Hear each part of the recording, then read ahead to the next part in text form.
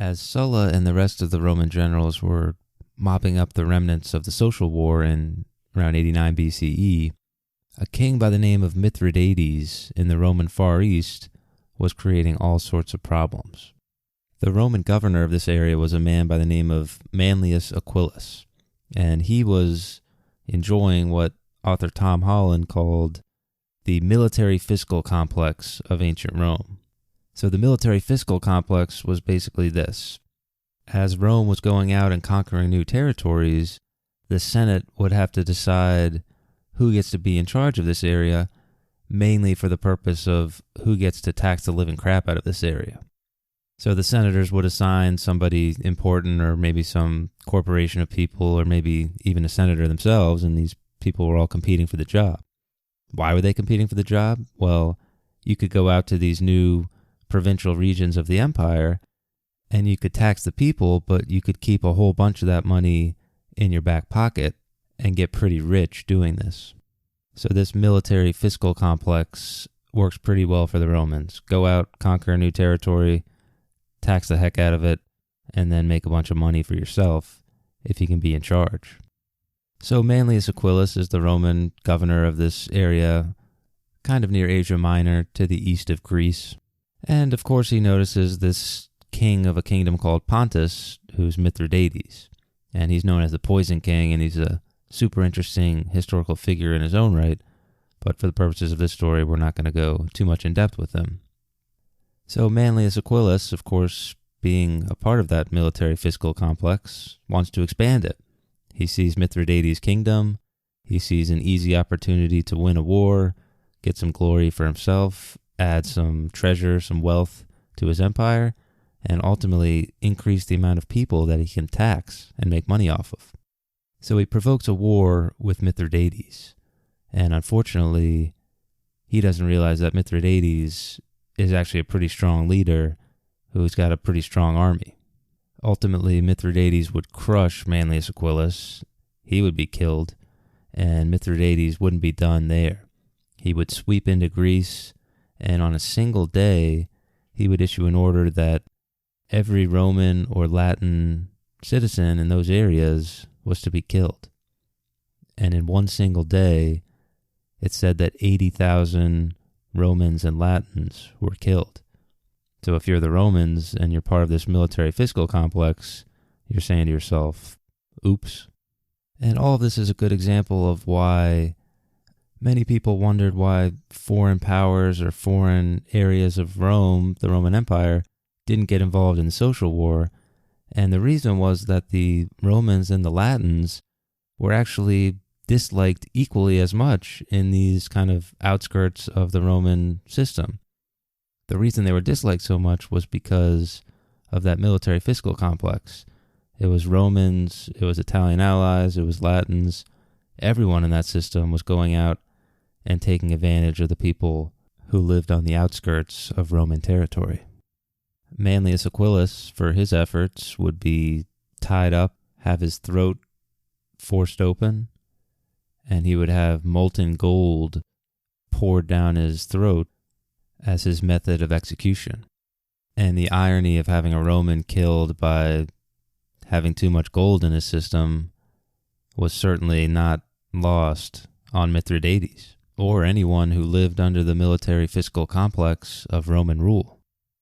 This Game of Thrones style execution, and of course the purge of 80,000 Romans, would wake up the Roman government to the threat of Mithridates, and the fight over who got to deal with him would ultimately be one of the final nails in the coffin of the Roman Republic.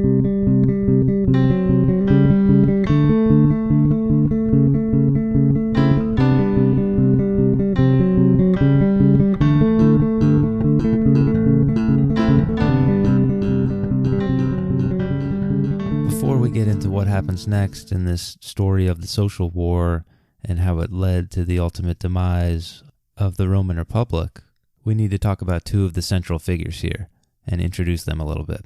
So the first is Gaius Marius, and the second is Lucius Sulla. So for me, the easiest way to understand Gaius Marius is He's a little bit like a wide receiver on a football team. So what exactly does that mean? Well, anyone who follows the NFL or professional football knows that wide receivers are often kind of the prima donnas of the team. So they're very flashy, and in particular, they like to get a lot of the credit when the team is having success. And when things are going poorly, you'll often see them on the sideline throwing temper tantrum or, trying to throw people under the bus or trying to get as much credit as they can for themselves. So Gaius Marius was a politician first, he was an opportunist second, and he was someone who always wanted to have the credit for everything good that ever happened around him. So there's legendary stories of Marius being the number 2 in command in the African wars that we talked about earlier a couple episodes ago, and he would go out there and do everything in his power to undermine the person who was in charge of him. He would go out, sleep on the floor with his soldiers, he would train with them, do push-ups, sit-ups, all that stuff with them, and the soldiers would love him for it. All the while, he's spreading gossip and, shenanigans behind the leader's back, and sure enough, Marius will use that to his advantage to get the command. Marius is also not afraid to pander to the poor folks of Rome, the plebeians, and in addition to the common soldiers loving him, the common people of Rome loved him as well. He would often side with some of those populare tribunes, and he had some successes as a Roman consul doing that. Now, almost the complete opposite of that is Lucius Sulla. He's a man that is well respected by the patricians of Rome, kind of the upper aristocratic class. A lot of the political senators kind of saw Sulla as somebody that they could use to their advantage. Of course, it's going to turn out that Sulla's using them to his advantage. So Sulla's a little bit more like a linebacker on a football team, a little more straightforward, but incredibly smart and an incredibly hard hitter. So when he wanted to be ruthless and brutal, as we're going to see as his story winds down, there's no one more brutal and ruthless than Lucius Sulla. And it just so happens that brutal and ruthless is exactly what the Romans need to deal with Mithridates, that guy who's out there pouring gold down Roman leaders' throats and butchering 80,000 people. So the Senate, who already has ties to Sulla, they give him the command, and it's something that's prestigious. So Sulla was telling his men, here's an opportunity to go out and make a bunch of money out there. We can get some wealth, get some loot, and we can avenge all of the deaths that already happened at the hands of Mithridates. The problem is that Gaius Marius wants this command just as badly as Sulla does. And Gaius Marius, who's about 65 years old at this time, so he's pretty old, he starts going out and he starts training with those young soldiers again, and he gets visibility around Rome, and he starts campaigning for the job, essentially. He would team up with a tribune at the time, and together they would pass a couple laws saying that Marius was now in charge of the war against Mithridates. The Senate, of course, wasn't going to take this lying down, so they essentially filibuster these laws, and we have a stalemate, which of course means that the Senate's going to win because the status quo is that Sulla's in the command, and this tribune that Gaius Marius teamed up with is kind of subordinate to the Senate at this point. This move of the Senate of essentially filibustering some of the laws that Gaius Marius and his tribune, whose name is Sulpicius, by the way, are trying to pass, is seen as unconstitutional by many, in particular the populare kind of tribe that Gaius Marius and Sulpicius are aligned with. And as we already discussed, when ideas and civil discourse are unable to accomplish anything, then violence and death are going to do that for the people who need it. So Gaius Marius and Sulpicius, they see this unconstitutional move by the Senate, and they just lead a riot. And this riot gets bigger and bigger and bigger. Eventually, the consul's son gets butchered. Gaius Marius, some of his soldiers, and the tribune Sulpicius take over the government, and now they're in control of Rome. Sulpicius will pass some of the laws that we have been talking about in previous episodes about the land reform and the citizenship reform, and these would benefit some of the poorer folks in Rome and more of the populare tribe. He would also pass a law that gave Gaius Marius the command in the east against Mithridates. There's one big problem, though, with this whole scheme, and that problem is that they didn't account for Lucius Sulla. And Sulla had been a long-time rival of Marius. In fact, Marius hated Sulla because in two of the major wars that Gaius Marius fought in, the war in Africa and then another war against what are basically German barbarians to the north of Rome, Lucius Sulla kind of strikes the death blow in both of those wars, and Marius would always hate him for this because he was a credit junkie. He wanted to have the credit for all the things that thought he was doing, and Sulla would often get credit for delivering those death blows and being kind of a hero in both wars. So anyway, Sulla is out there cleaning up the remnants of the social war, and he's watching what's happening in Rome from afar. And all he's seeing is that we have Gaius Marius and his buddy here taking force of the government through violent means and passing laws through violence. So he sees this as unconstitutional, and he's going to go back to Rome and set things right. Sulla begins all this by promising his army that they're going to go east and deal with Mithridates. They're going to get a whole bunch of money, a whole bunch of wealth from this. And he also appeals to their patriotism. So remember all those Romans that were butchered by Mithridates? Sulla capitalizes on that idea of revenge. And those soldiers definitely want to go out there and get revenge. And they're going to be loyal to Sulla no matter what he tries to do. So we now have a angry Sulla with a bigger, badder army than what Gaius Marius has in Rome, and Sulla is marching on Rome. Of course, everybody in Rome freaks out. Sulla takes the city relatively easily, establishes himself as essentially dictator, and Gaius Marius would be forced to flee, while Sulpicius is killed in the chaos. So ultimately, it's unclear whether Sulla marched on Rome and took control because he legitimately thought that, the Constitution was falling apart and that these populare factions were taking control of the government by force, which is obviously dangerous and probably true to a certain extent. Or was Sulla just doing this so that he could take power and go fight Mithridates and make a bunch of money? It seems unclear what Sulla's motivations were. And I say this because I've read stuff that says Sulla was just an egomaniac who was utilizing, the power opportunity to go out there and make a better name for himself and establish more glory.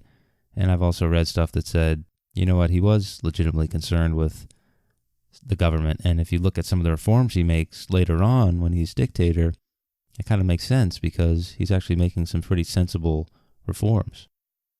Either way, this march on Rome and the subsequent taking of power by Sulla would be one of the key moments in the history of the whole Roman Republic. Here's Philip Matichek talking about this march on Rome and the far-reaching impact that it had. Quote, "While Sulla had both reason and excuse, what he had done could be done again, with less reason and no excuse, provided that the soldiers felt strongly enough about it." End quote. So what he's saying there is that once Sulla does this, and once he marches on Rome and takes power for himself, anybody else can do this. He's now set the precedent.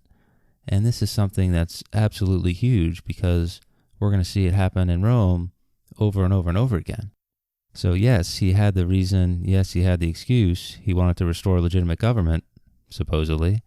But you wonder if he could have seen what would have happened years down the road if he wouldn't have done what he did. So the next thing Sulla's going to do is he's going to hold elections, and a popular leader by the name of Cinna is going to be elected consul. Another Optimate leader is going to be elected the other consul, and Lucius Sulla is going to go out and he's going to go fight Mithridates in the east. So according to Sulla, at least, he's reestablished legitimate government, he's done his job, now he's going to go take what originally was his when the Senate said, "You're going to be the guy to fight Mithridates." Unfortunately for Sulla, and probably the Senate, and probably anyone who was ever associated with those two groups. It seems that Sulla underestimated Cinna a little bit. So remember, Cinna was the guy that Sulla allowed to be consul before he left. So as soon as Sulla leaves, Cinna raises an army. He recruits Gaius Marius back out of exile, who was hiding in Africa, and he's heard about these new events with Cinna, and he goes and he charges into Rome with Cinna, and together with that army, they take Rome back, and it's time for revenge. So Gaius Marius is going to begin killing anyone who was associated with Sulla or associated with the Optimate faction in Rome. And at this point, he's essentially off the deep end. I mean, he's killing anyone who even looks at him wrong. Here's the legendary historian Plutarch talking about these purges by Cinna and Marius. Quote, "As the killing went on, Cinna lost his appetite for the slaughter, but the thirst for Marius, for blood, would not be sated.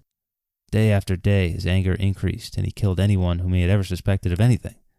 They slaughtered fathers in their own homes, and violated the wives and children in an unchecked rampage of rape and murder." End quote. The extent of these killings and executions really can't be underestimated. I mean, Gaius Marius apparently would walk down the street, and he would apparently just nod at people. And if that was a good nod, then that person was able to survive for the day. If it was a bad nod, then that person was killed on the spot. The suffering and the death here caused by Gaius Marius and Cinna was tremendous. At this point, if we're looking at the scoreboard, if, again, Marius is that wide receiver and Sulla is the linebacker, Sulla has won when he marched on Rome, kicked out Gaius Marius, and established himself as essentially dictator. And now Gaius Marius has won, where he's retaken control of Rome and started purging any of Sulla's associates. Ultimately, what's going to happen here is the final confrontation between Marius and Sulla.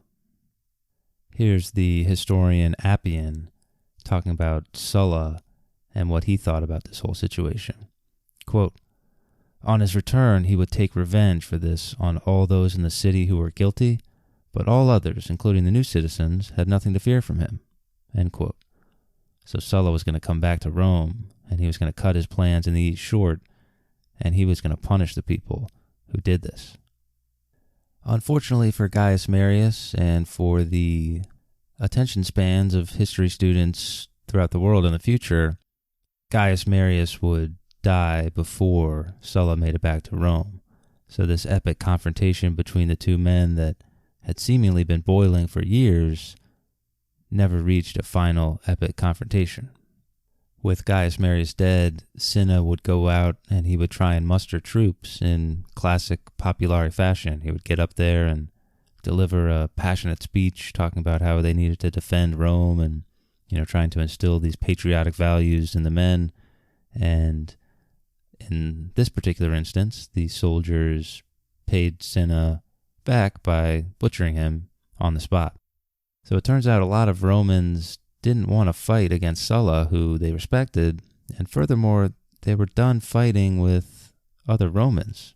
They had fought against relatives and family members and kin and other Italians for quite a number of years during the Social War, and it seems that they were getting tired of doing this. So with Marius and Cinna gone, the government of Rome kind of musters some sort of defense because they are fearful that Sulla is going to come back and butcher everyone responsible for what happened with Marius and Cinna in the first place, which, of course, he was totally going to do. Leading this effort for the government of Rome was young Marius, who was, of course, Marius's son. And allied with young Marius and the government of Rome was actually the remnants of the Italian allies who were holding out from the Social War. So at this point in time, either A, the Roman government had just kind of let them, do their own thing and not worried about them too much in the interest of, saving some bloodshed. And this allowed the Italian allies to have some measure of independence, at least the, one or two or three that were still holding out. They weren't being bothered by Rome, so they kind of viewed this as semi-independence, which was nice for them.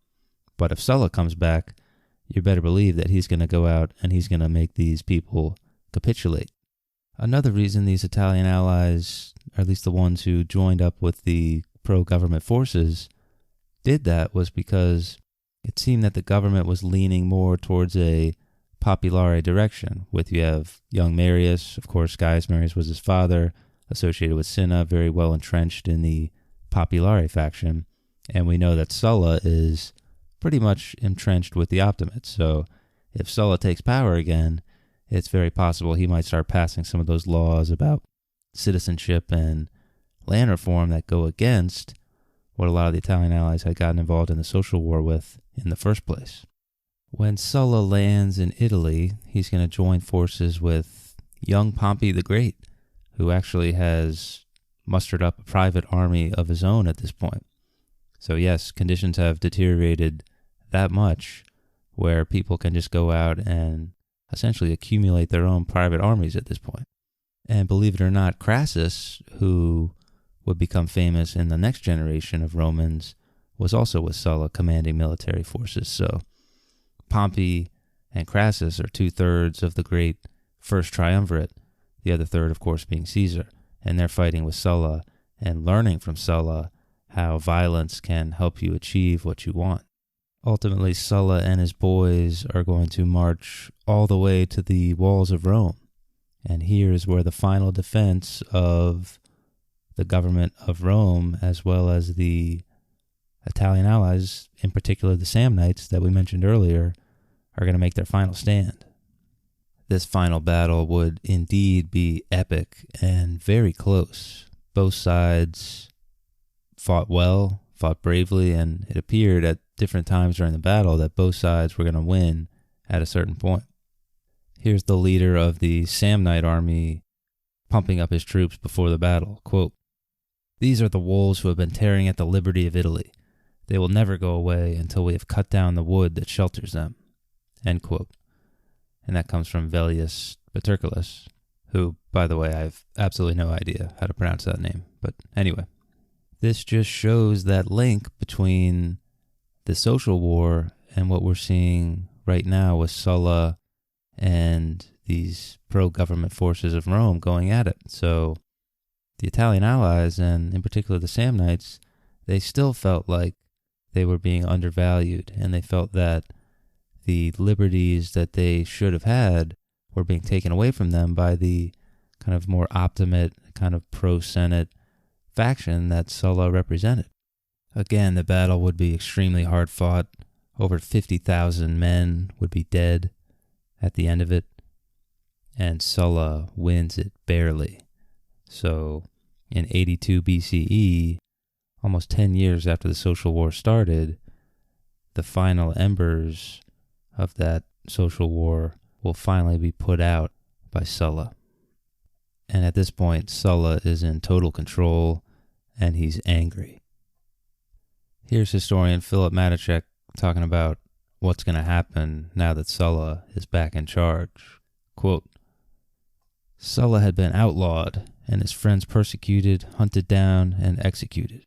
Even his wife and family had been in fear of their lives. Very well. This time Sulla would do it differently. Instead of the customary office of proconsul, he would revive the ancient office of dictator, unused for the past 120 years. Then, as dictators were appointed to do, he would set Rome to rights, and no one would object because anyone likely to object would be dead." End quote.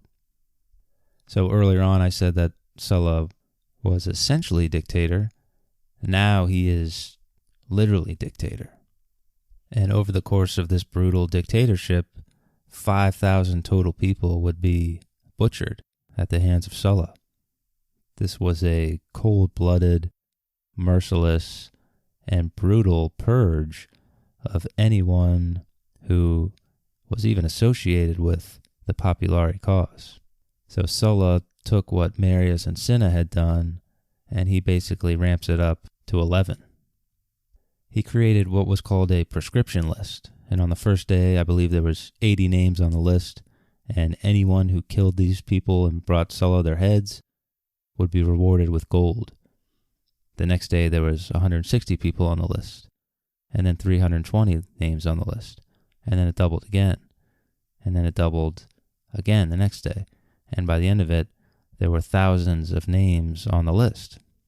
And of course, these lists were highly unconstitutional. There was never any trial for anyone who was accused of being guilty. You were simply killed. Your family was probably killed as well, or exiled. And your possessions, your wealth, was all confiscated and given to Sulla to determine what to do with.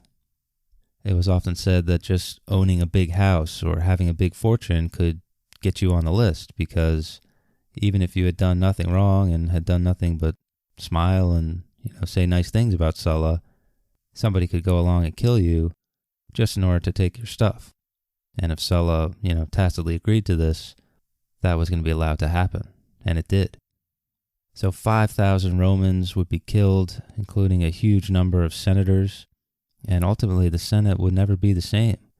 It would never be as strong or as useful as it had been in the past, in part because of these purges, first from Marius, and then secondly from Sulla.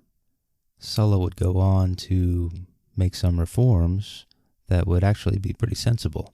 So he tried to look at the issues and solve some of them, including the citizenship issue and the land reform issue.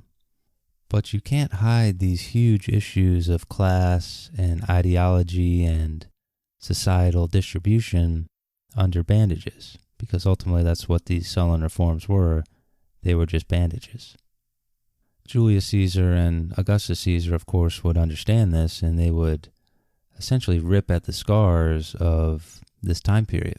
So the social war and the subsequent purges of Marius and Sulla would be remembered for a long time, and the underlying issues that never got solved would be exploited.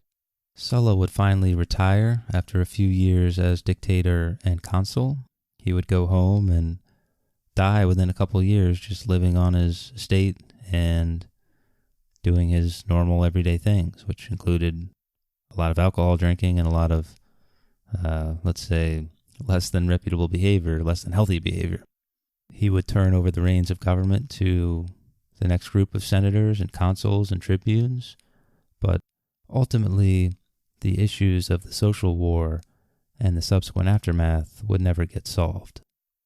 First, the precedent was now set that issues in politics could now be solved by violence. So Sulla set that tone when he marched on Rome, that now all of a sudden, if you have a big enough army, and if you have the loyalty of that army, you can essentially do what you want to do.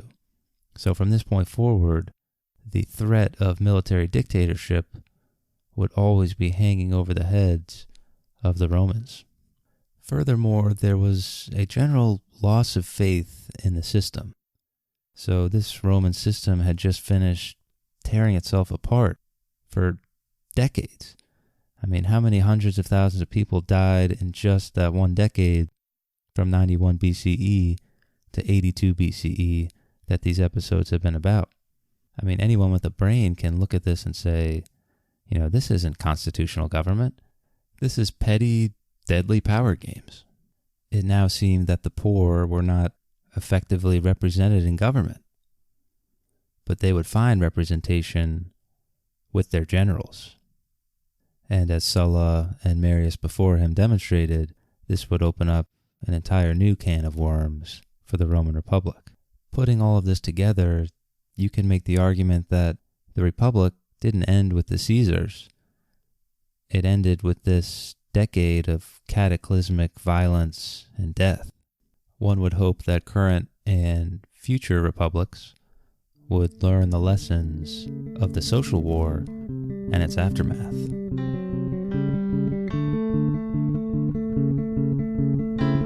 If you like this episode of the podcast, or any of the previous episodes, you can leave a rating or review on whatever platform you're listening to it on. I'm told this helps spread the podcast to people who might be interested in listening to it somehow. So that would be fantastic if you could do that. If you didn't like the episode, you can leave me an angry tweet and we can talk about why it was terrible. ultimately, I'm just glad you're out there listening. So, that being said, thanks for listening.